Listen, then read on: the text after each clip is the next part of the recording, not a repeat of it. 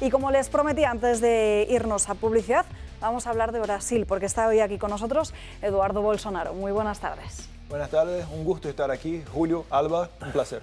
El placer es nuestro, él es diputado federal en Brasil y además hijo del expresidente Jair Bolsonaro. Vamos a hablar de estas últimas elecciones en Brasil que llevaron a Lula da Silva al poder. En primer lugar, me gustaría recuperar las palabras que pronunció Julio Ariza horas después de esas urnas. Un asunto no menor, es decir, se producen las elecciones, aparentemente en el recuento Lula gana por 1,8 puntos, más o menos, y se produce un recuento, el otro día lo comentaba Román Cendoya, se produce un recuento extraordinariamente rápido para las condiciones en las que se puede recontar en un país tan enorme como Brasil, y hay un silencio total por parte de Bolsonaro, que es el que ha perdido las elecciones, aparentemente, y ayer reaparece Bolsonaro con, ya digo, con un retraso realmente sorprendente en decir algo, y sale muy serio con su equipo, todos muy serios, muy rápidamente, con unas medidas de seguridad extraordinarias para decir que lo que va a hacer es acatar la Constitución como ha hecho siempre, y que sale a continuación su vicepresidente, yo creo que eso, su ministro, su portavoz, diciendo que el presidente le ha dado unas instrucciones para comenzar la transición dentro de un par de días. Y eso es todo lo que ha dicho, que gracias a los 58 millones de personas, de brasileños que le han votado, y que él siempre ha cumplido la Constitución y que ahora va a hacer lo mismo, va a seguir cumpliendo la Constitución. No reconoce la victoria de Lula, no felicita al adversario, ni una sola palabra del recuento electoral, nada, de nada, de nada.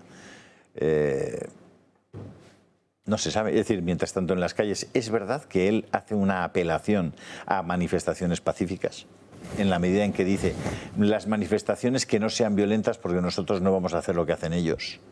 Dice, las manifestaciones que no sean violentas para no caer en la forma de comportarse de ellos. Entiendo que está diciendo que sean pacíficas, no está diciendo que no haya manifestaciones. Claro. Y efectivamente está habiendo manifestaciones por todo el territorio de Brasil. Vamos a ver qué pasa con eso, porque es un asunto que hay que seguirlo muy de cerca. Y al mismo tiempo, durante esos días, se hacía público un vídeo de unos 30 minutos de un informe de una auditoría de las urnas electrónicas que aquí les mostramos íntegro. Dura alrededor de una media hora. Julio creo que lo va a volver a compartir en su canal de Telegram, pero vamos a volver a recordar unos minutos. Informes anteriores indica de las otras urnas que no están auditadas. Por lo tanto, comparamos el modelo 2020 auditado versus los demás modelos. Van a ver los gráficos que no se pueden inferir cuestiones relacionadas con el porcentaje de votos de cada candidato porque contienen todo Brasil, con tanta diversidad demográfica y sociodemográfica y algunas desigualdades regionales. Esto podría en principio justificar porque hay muchas más urnas con 0 votos para Bolsonaro en las urnas anteriores al modelo 2020. Estas urnas 2020 ofrecen resultados distintos a las urnas de los modelos anteriores. Y casualmente, todas las urnas de los modelos anteriores le dan una anomalía a favor del candidato número 13. Los modelos 2020 muestran un comportamiento natural. Hay una dispersión del voto natural. Son urnas de 100, 200, 300 votos. Hay 50 votos para Lula, 50 votos para Bolsonaro. Por eso es que el primer gráfico que ven a la izquierda no es tan geométrico. Los modelos anteriores al 2020 tienen un ángulo máximo fijo de los cuales los votos de Bolsonaro o de Lula no deben pasar de ese límite. En este rango límite, la suma de Lula más Bolsonaro es fijo, 300 más 0, 200 más 100 o 100 más 200. Repito, 300 candidato 13, 0 candidato 22, 200 candidato 13, 100 candidato 22 o 100 candidato 13 y 200 candidato 22. Esto no es un comportamiento esperado electoral, no existe. No hay forma posible de que ocurra. Los votos están mucho menos dispersos. Aparentemente algo artificial, o hay una artificialidad en el intento de unir los datos. Más adelante vamos a comparar poblaciones homogéneas, o sea, el mismo tamaño, idénticamente geográfica, sociodemográfica y geográficamente. Las ciudades más grandes pueden tener diferencias. Por lo tanto, no hay manera de decir que un tipo de urna se distribuyó solamente en el centro y otro en un área rural. Quiero decir con esto de que la distribución de los modelos de las urnas fue uniforme en todo Brasil. El comportamiento que van a ver en las gráficas de la izquierda siempre son del modelo 2020. Y van a ver que es uniforme. La dispersión de votos es uniforme. No hay un patrón. Sin embargo, en las máquinas previas al 2020, los modelos previos al 2020, hay un patrón con un ángulo máximo de votos. Y casualmente, en las máquinas del 2020 hay muchas menos urnas que tienen 0 votos para Bolsonaro. Y prácticamente todas las urnas que tienen 0 voto son de los modelos anteriores. Vamos a pasar ahora entonces a la auditoría de la primera y la segunda vuelta. Los resultados fueron muy similares, por eso unificamos la presentación para no hacerla tan extensa. En todo Brasil, todas las máquinas de Brasil existentes, en todas las máquinas modelo 2020, la diferencia entre Bolsonaro y Lula fue simplemente de 1,3%. Pero en todo Brasil, en los modelos anteriores al 2020, la diferencia fue de poco más de 8 puntos. Y como pueden ver en el gráfico de abajo de la derecha, la concentración de 0 votos para Bolsonaro es mucho mayor en las máquinas que no contienen documentación de auditoría, los modelos viejos. El modelo de la urna nunca debería ser una variable de diferenciación del voto. Es imposible que las personas voten distinto según la máquina. Eduardo, ¿qué pasó en esas elecciones? Porque las sospechas de fraude están ahí. De hecho, este vídeo fue censurado en las redes sociales a las horas de aparecer. Sí, la primera cosa que iba a hablar es que este video solo es posible que ustedes estén mirándolo porque estamos aquí afuera de Brasil. Que en Brasil este video se fue prohibido, censurado. Y lo que se pasa en este video no es que hay una o dos dudas o sospechas de cómo se pasaron las elecciones, sino que horas y horas y horas de transmisión en vivo de este argentino hablando, poniendo adelante pruebas con datos, con fuentes desde el propio sistema electoral de Brasil. Imagina vos, para citar un ejemplo de lo que estoy hablando aquí, imagina que en una escuela donde se pasa una votación, Bolsonaro sacó 0 votos, pero hay ahí más de 40 votos para diputados federales de su partido. Es como llegar y hay 0 votos para el candidato de derecha, pero se nota que para diputado hay un montón de votos para Vox. Es imposible, inimaginable a presentar este escenario. Pero las cosas quedanse aún peor. ¿Por qué? Porque cuando se habla de ese dado, cuando pide las investigaciones al Tribunal Superior Electoral, que es el órgano competente en Brasil para hacer una investigación de este tipo, la respuesta fue censura, riesgo para que nosotros diputados no asumiésemos nuestros cargos. Te hablo, por ejemplo, el diputado más votado de 2022 en Brasil se fue un hombre llamado Nicolás Ferreira. Nicolás Ferreira, con 1.400.000 votos, tuitó: Tribunal Superior Electoral, algo está malo. Mira esto, creo que sería bueno una investigación aprofundada para decir, es decir, que para que tengamos credibilidad en las elecciones. ¿Y cuál se fue la respuesta del Tribunal Superior Electoral? Bloqueó.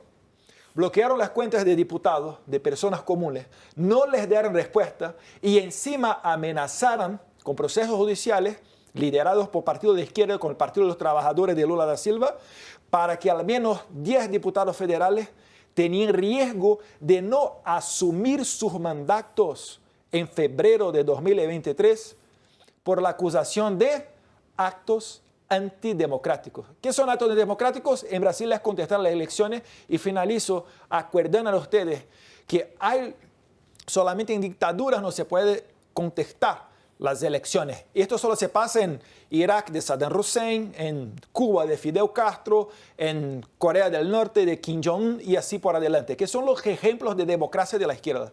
Aquí hemos visto con enorme sorpresa cómo un país democrático como Brasil asume con toda tranquilidad que un señor que ha sido condenado por corrupción, que se llama Lula, que pueda presentarse de nuevo a la presidencia del país.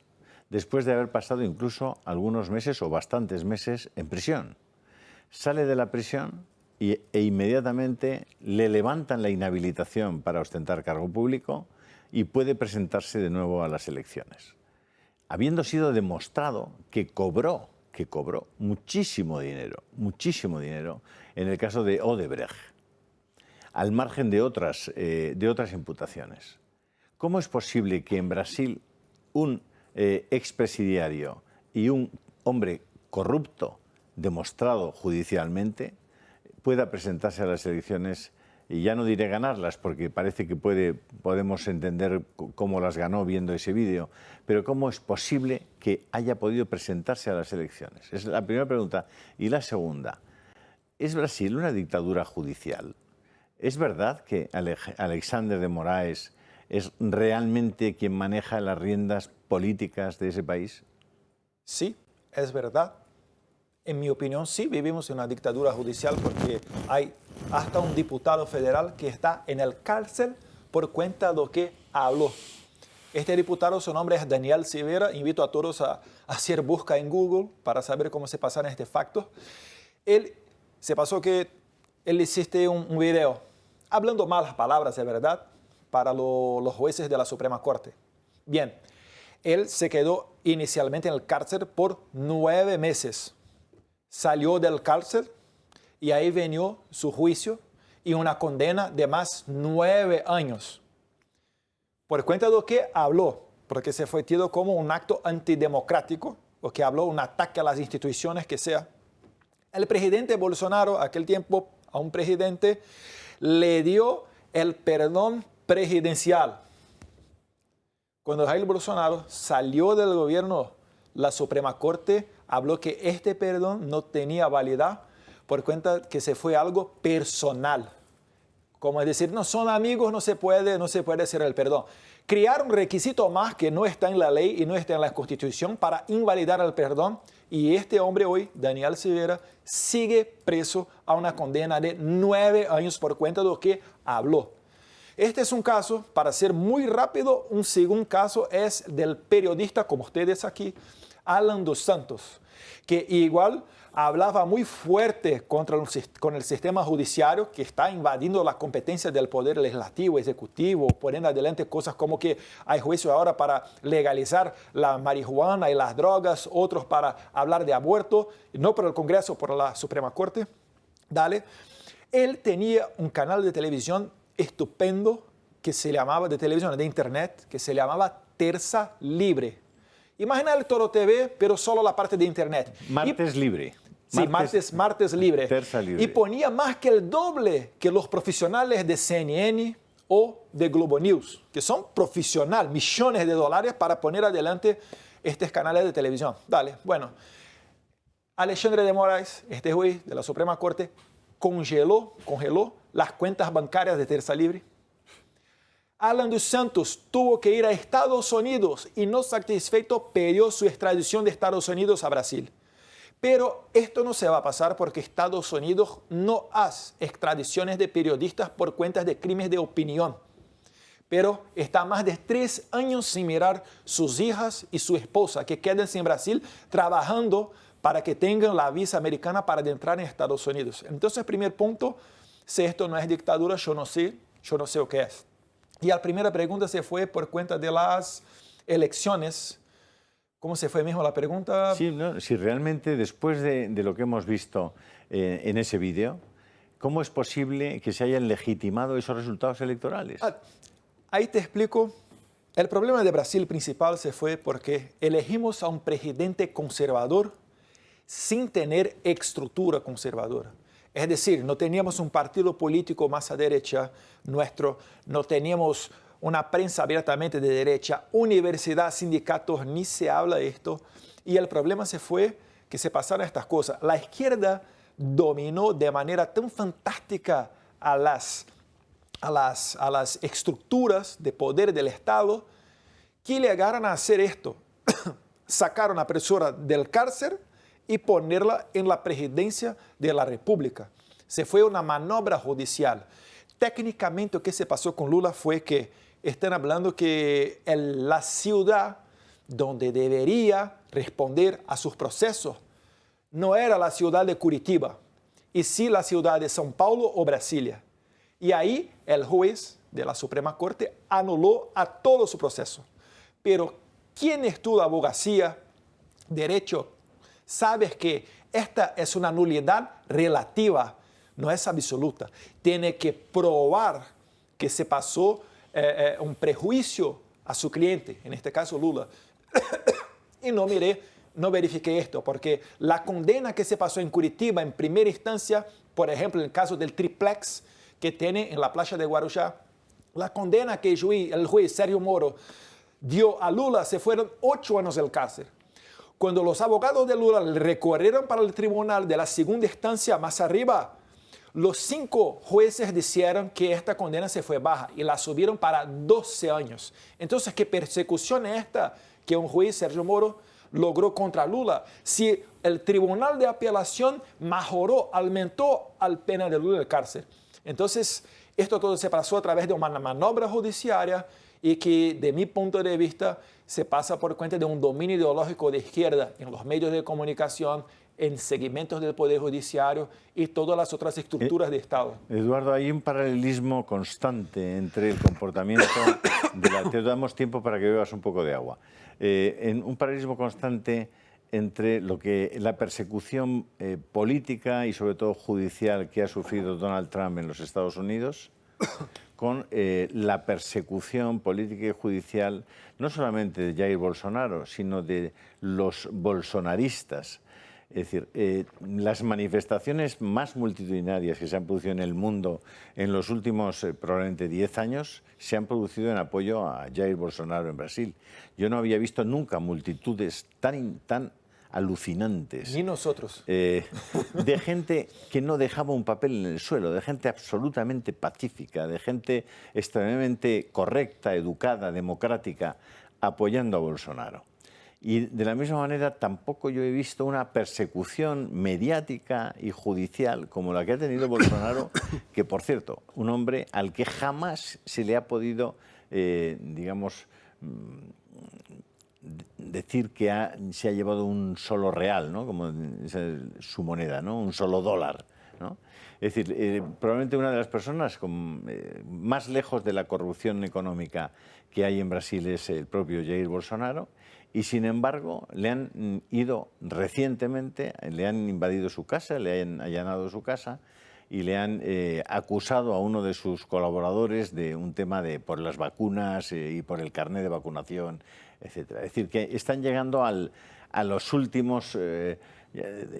La última posibilidad de acusación que puede haber sobre Bolsonaro es que uno de sus colaboradores falsificó el carnet de vacunación para entrar en los Estados Unidos. Bueno, una cosa realmente asombrosa y además con esa excusa entran en casa de Bolsonaro y le quitan el teléfono a él y a su mujer.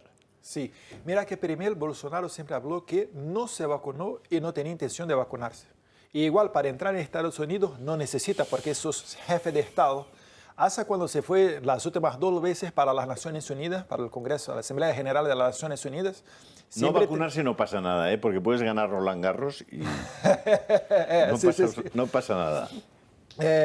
Entonces, primero, no necesitaba de una falsificación de su tarjeta de vacuna para adentrar a Estados Unidos. Siempre habló que no se fue vacunado.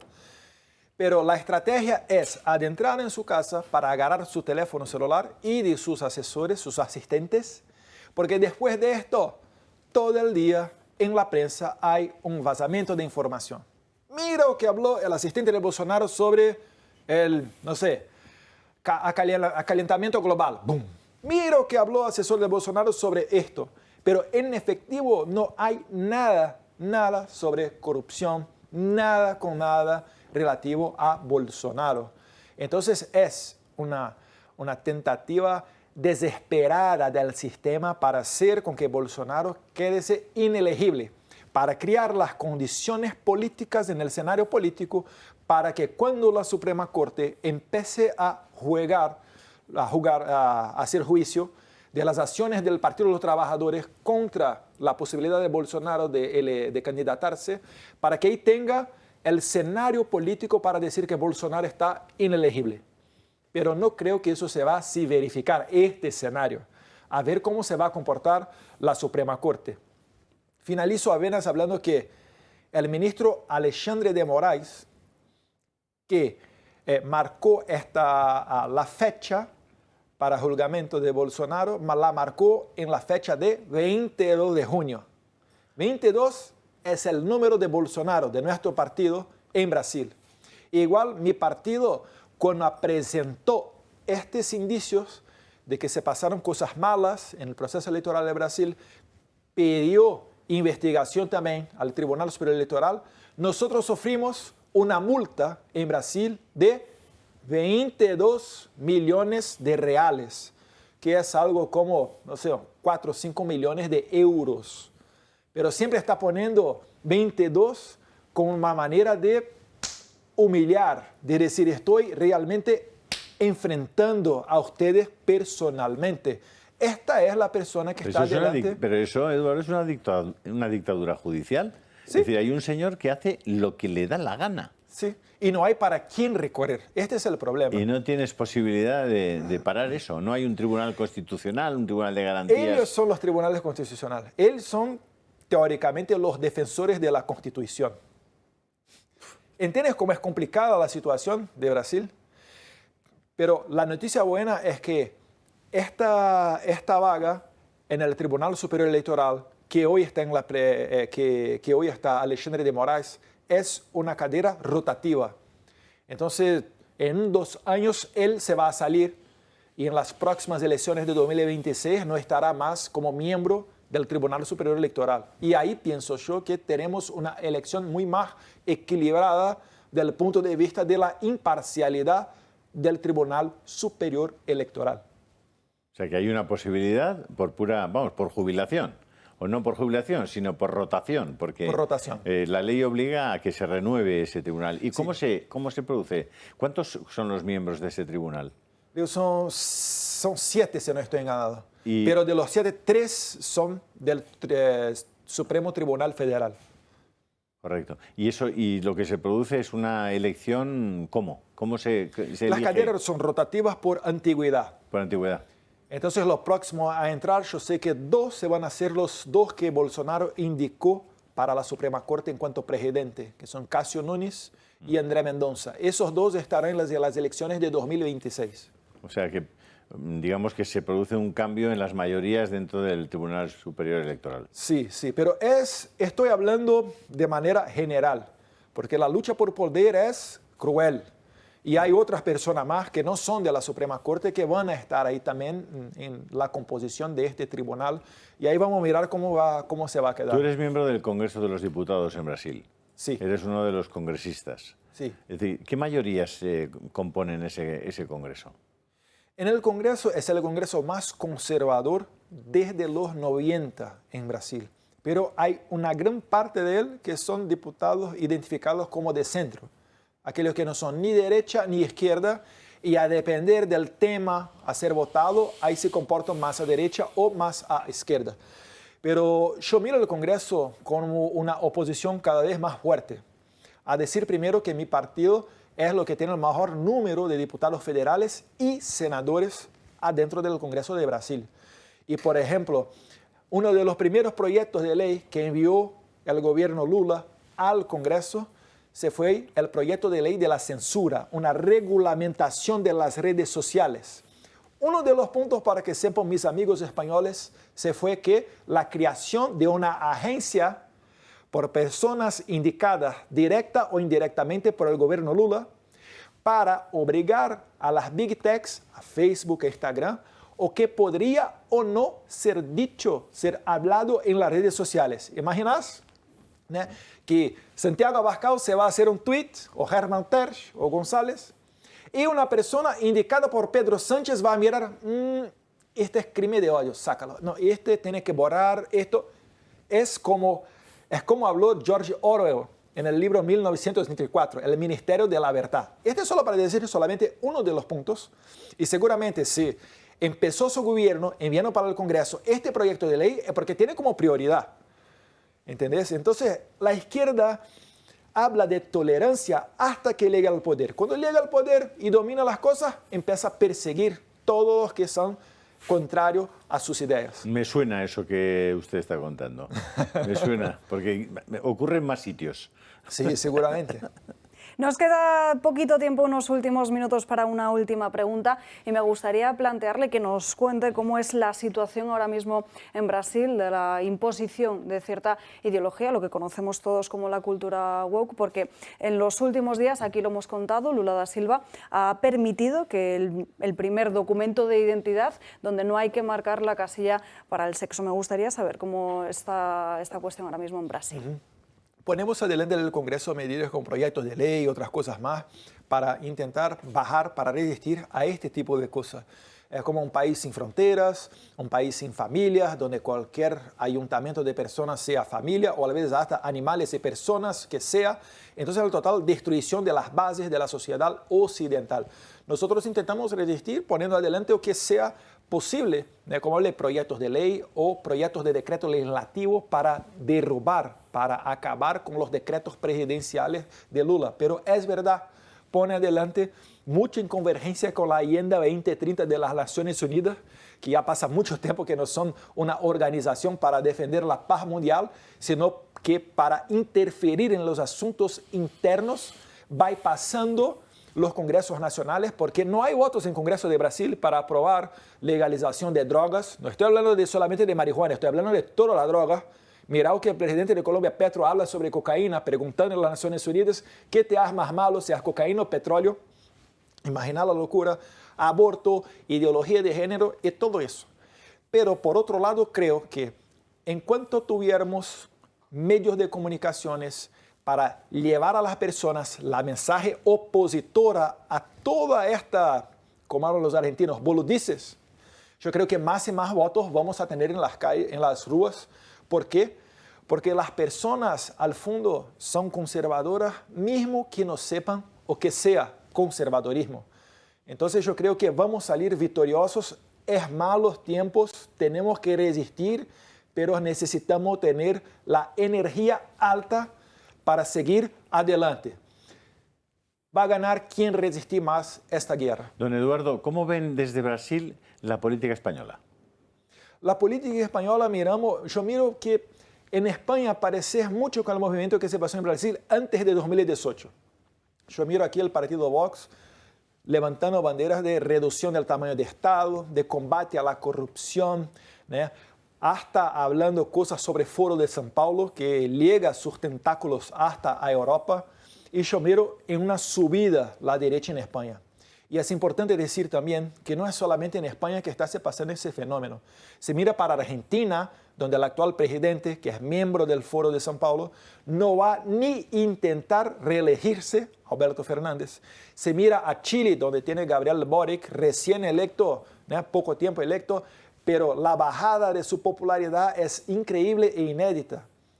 Y igual se pasa con Petro en Colombia, o mismo con Biden en Estados Unidos.